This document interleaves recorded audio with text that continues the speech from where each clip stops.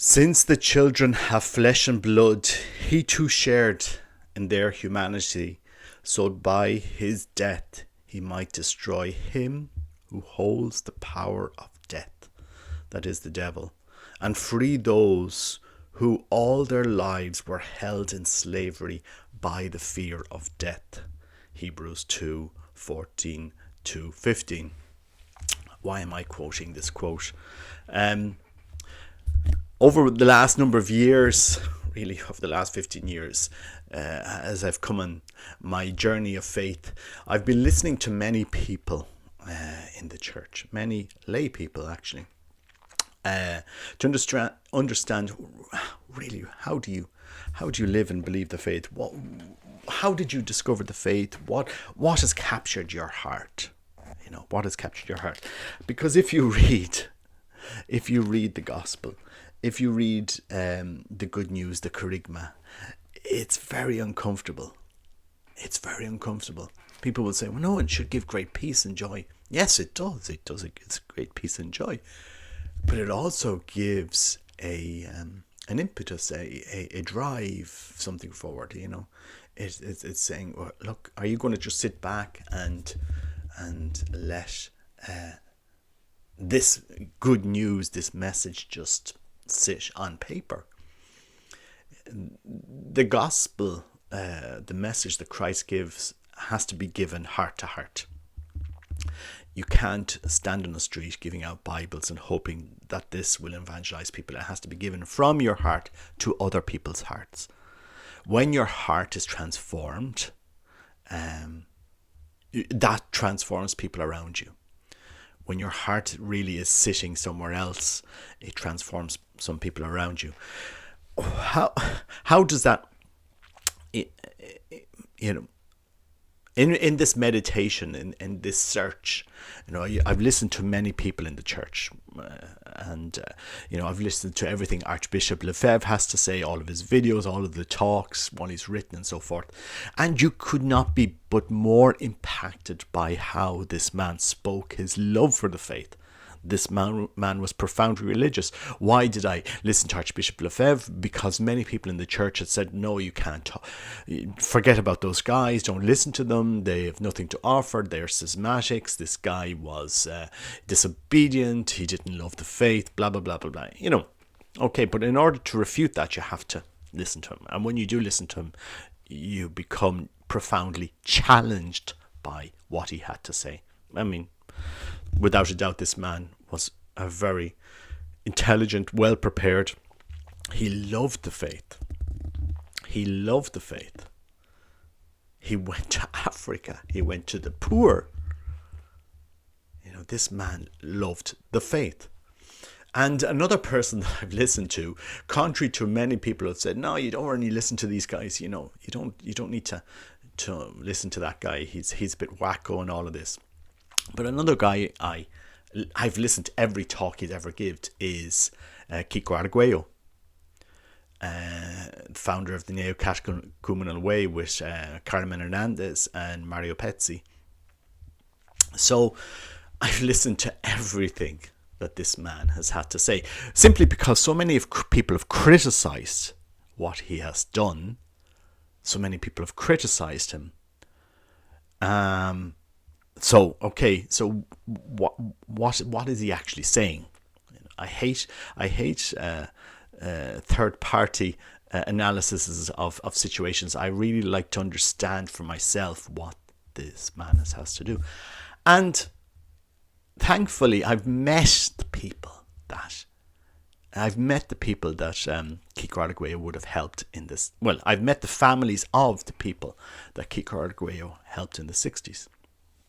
The grandchildren, these are all very big families now in Madrid, and it profoundly challenges me what this man was trying to do. You cannot be left unmoved by a talk that Kerygma has to give, and I don't think there's anybody in the church that tries to give this message of the gospel. There's nobody in the church that tries to do this that's not criticized in some way or the other. In my opinion, this man really believes what he was trying to do. He was really transformed by the gospel. He's an incredible, charismatic man. What are his motives? I don't know. What does his heart speak of? His heart speaks of the gospel. His heart speaks of this encounter with Christ. Profound encounter with Christ. Many priests that I've asked, I've asked priests, I have a lot of priests, friends that are priests in Spain in general, in around Spain, and I've asked them, do you have any neo-catechumenal communities in your parish? And some of them will say, no, gracias a Dios, no. I said, no, thanks be to God, I don't have any of those in my parish. I said, oh, okay, that's fine. But it's just to understand, what do they do? How do they work?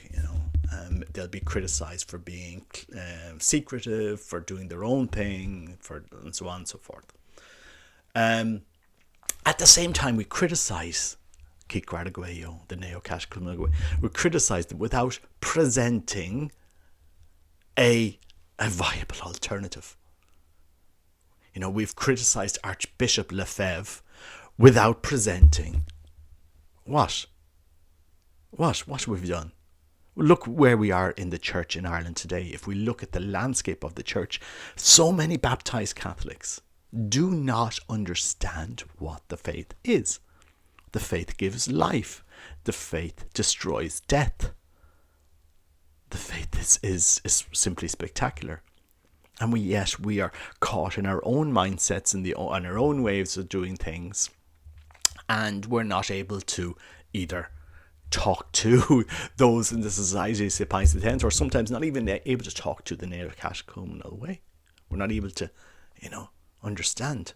We're not able to ourselves even do something to live and transform the faith. And many people looking at this channel, you probably understand your faith. You probably love your faith. You've probably studied your faith. Well, if you have, Christ will be then asking you to go forward and to give that faith to others. He won't want you stuck in your house doing nothing. He calls us to action. That's what happens when you're transformed. When that faith means something to you and it's transformed your heart. This is something that is profoundly needed in today's world. In Ireland today, we've a whole generation. Of people that really don't understand the basics of the faith anymore. What grace is, who Christ is. Christ is an idea. Now he's been turned into an idea, same like Santa Claus in Irish society. Yeah. We go to mass and all this, it's a nice guy, but let's be serious here. It's not. We take GAA more seriously in Ireland than we do the Christian faith and the Catholic faith. He's been turned into this historical figure. We, like many other historical figures in Irish history, well, Christ is one of those other people. He doesn't really live in Irish society today. And those of us that do love and live and appreciate the faith, many of us are stuck in our own preconceptions, and I know people will criticize me for this video from both sides. I know, but where are we going in Ireland today? Where are we going? How are we going to capture the hearts of people? The faith. So you see so many people that are dead inside today, that have no hope. And there is a man there that will give light, hope, and faith. That will bring you out of yourself. And a beautiful meditation I had, and maybe this will help some people to understand who Christ is in your life. Close your eyes and picture yourself in front of Calvary and put your hand on Christ's heart on the cross. So put your hand on Christ's heart as he is on the cross, crucified, during those 3 hours of agony, put your hand on Christ's heart. Feel his beating heart, this suffering Christ. What is he in that moment asking you to do with your life? What is he asking you to do with that message that he has given you? This same Christ that we put our hands on, this same heart that we touch, is given to us, is fed to us in the Eucharist. And this same heart rose from the dead. This same person lives today. We are part of his body. It's profoundly life-changing. Profoundly. And just like that quote from Hebrews, and free those who all their lives were held in slavery by fear and death. When you live in fear, when you're running away from something, you're running towards what? Materialism. You're running towards drugs, addiction. Hurt drives people into addiction, and addictions drive more hurt. And this is something that Kerygma saw in Madrid in the 60s. Because he went to those communities that were hurting, those communities that really, who wanted to minister there, who wanted to go there. And it's very difficult. It's very difficult to go into those communities. Communities full of alcoholism, abuse, of every kind. These weren't pretty places to go. Certainly not. And we criticise Kerygma and the neo-catechumenal way today in the church, many of us, many traditionalists, because they do things very differently. They have their own style and so forth. But what alternatives are we doing? Like, why, where are we going? What are we going to do? Always seem to want in Ireland, we have comfortable Catholicism, popular comfortable Catholicism, which is dying. The last thing a bishop wants to do is have a public problem, because a priest tells the truth or preaches the faith or something. We want to be comfortable. It has to be comfortable, popular Catholicism. The last 2 referendum, it was all, yeah, we know. Because, they didn't want to put their heads above the water. And that's sadly the truth. We saw it during the last referendum. We didn't have the hierarchy standing with us. We had the hierarchy issuing, nice little letters. Now, here you go. And there's what my views are on this subject. And I'm up here in my bishop's house. And and we've had the Irish Catholics Priest Association issuing their statement. We can't be dogmatic in this subject. Why am I going back to this? Because these men haven't had their hearts transformed in the faith. They haven't. You would stand with us if you did. Why do you care about being popular? Why do you care? What does it add? What does it do? Was Christ popular? It wasn't. Christ was in a minority during his time. Christ was that minority. The Catholic faith, the Christians were a minority when the temple was destroyed in Jerusalem. But that didn't stop him preaching the truth that was unpopular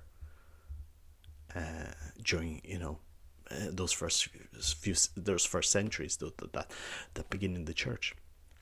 And Kerygma, neo-catechumenal way, I've listened to everything they have to say. The book that Kiko wrote was really profoundly moving. You can always criticize. It's always very easy to criticize what people do, what others do. But what are we doing if we're going to criticize something, what alternative are we offering? That's really where I'm asking. People would criticize the Society of St. Pius X, and what alternative are you offering? Where's the catechesis here? Where are you teaching the faith? No, what are you doing? I mean, people would be very surprised to see how the Society of St. Pius X has amazing communities.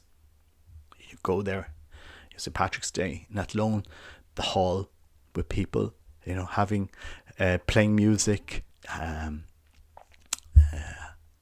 a community of faith, people that love and live the faith. Same with the Nera Catechumena, where you have communities of faith, and we criticize these groups in the church. What are we offering in place of what they are offering? I've never seen. I'm in this parish, so maybe it's really up to me now. I've never seen a sense of community.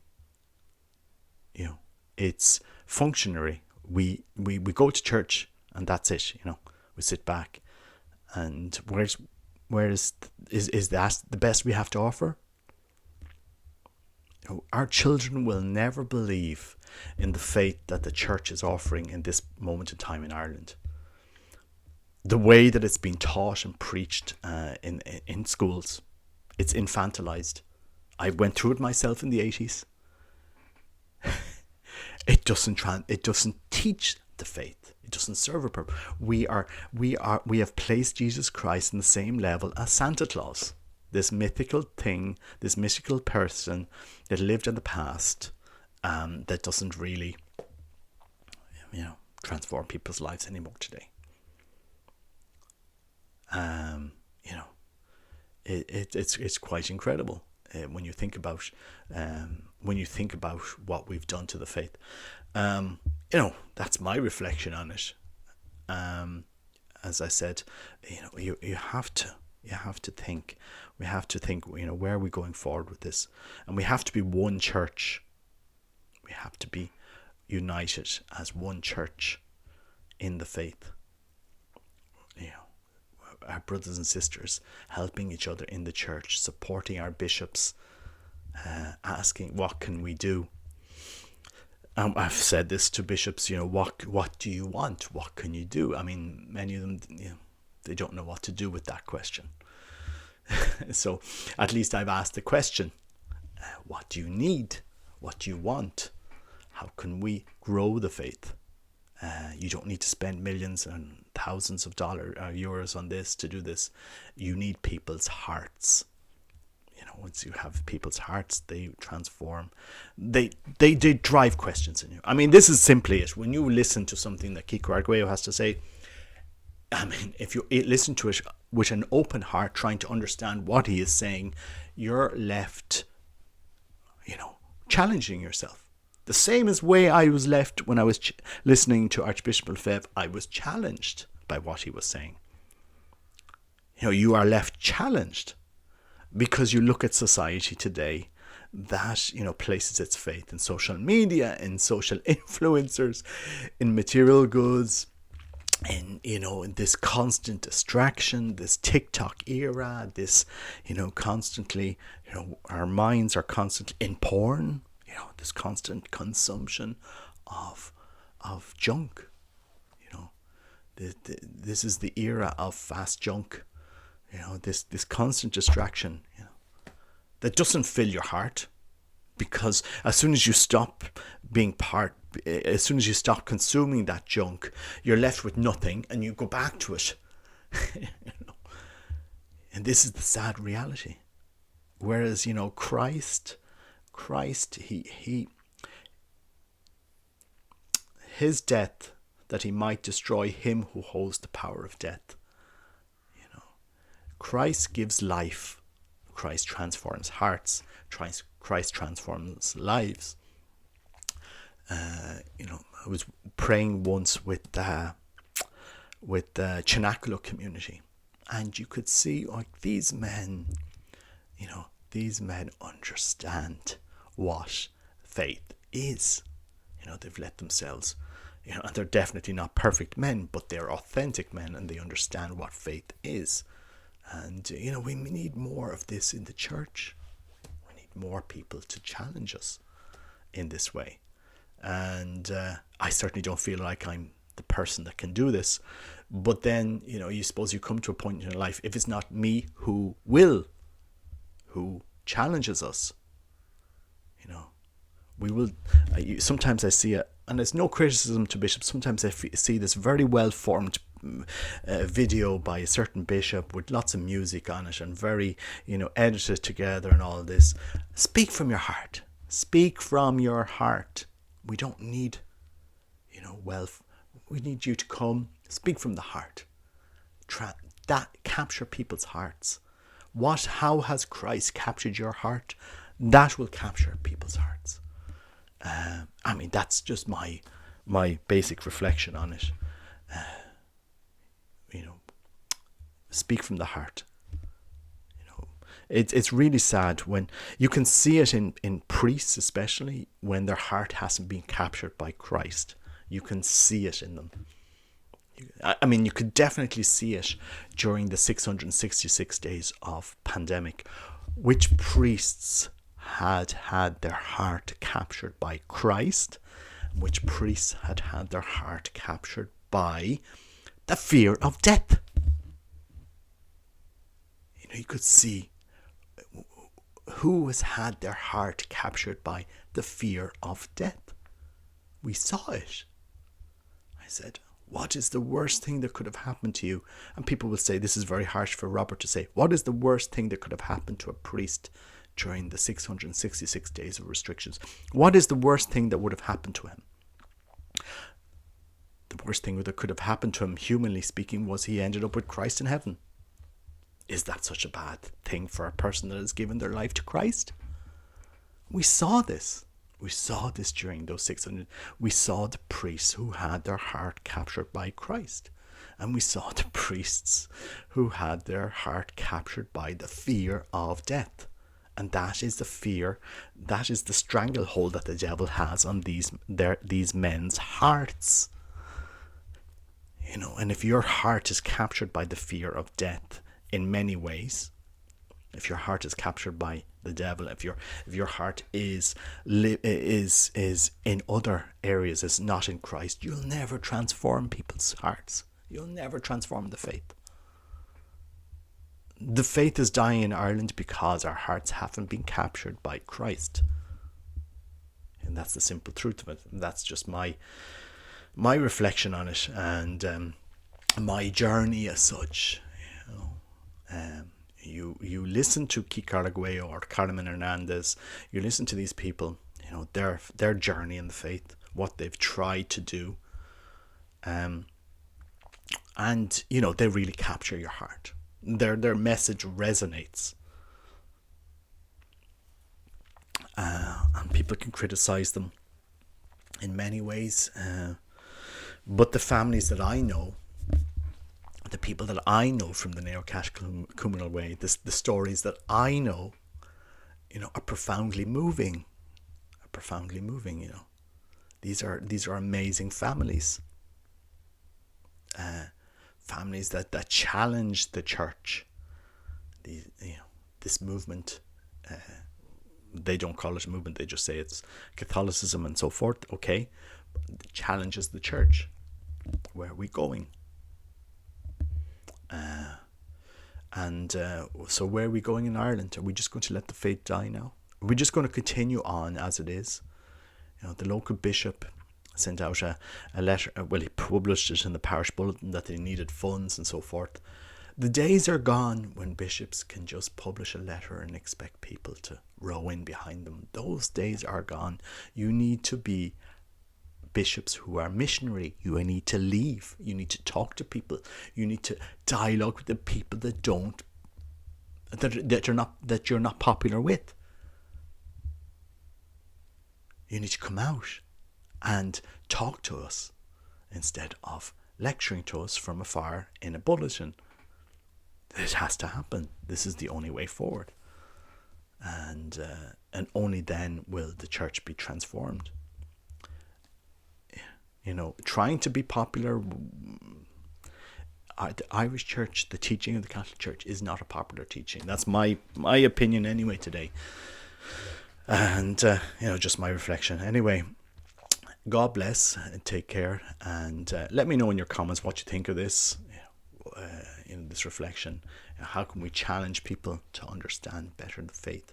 How can we challenge people to transform their hearts, to love Christ more, to make the faith something that is transformative in society? Because it is. I firmly believe so. That's just my thoughts. Anyway, God bless. Take care. Bye bye.